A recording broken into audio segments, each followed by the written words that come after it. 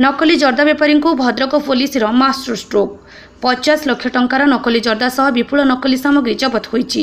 2 जण गिरफ हेबा सह जणे फेरार हो जाइछि। सूचना जोगे जे भद्रक जिला पुराना बजार पुलिस एही नकली जर्दा जबत करिछि। नकली जर्दा तैयारी नै खबर पाइबा परे सिटी डीएसपी अंशुमान द्विवेदी नेतृत्व में 3टी टीम गठन होइथिला। एही टीम पुराना बजार अंचल हेला साहि रे चढ़ाऊ करथिला। एककालीन चढ़ाऊ करथिला। एककालीन 3टी स्थान में रेड बेले विपुल नकली जर्दा जबत करिछि। नकली जर्दा सह विभिन्न कंपनीर लोगो, मिक्सर मेसीन, खाली पाउच, केमिकल मध्य जबत होइछि। जबत नकली जर्दार मूल्य 45 लाख रु 50 लाख टंका हेबो बोली पुलिस सूचना देइछि। एही घटना रे एसके रवानी एसके खाली गिरफ होइथिबा बेले अन्य जण अभियुक्त मीरी नाम फेरार हो जाइथिबा कहिछि police.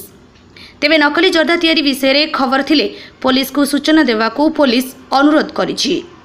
भद्रकରୁ Ramesh Chandra फतिंग report, googly news.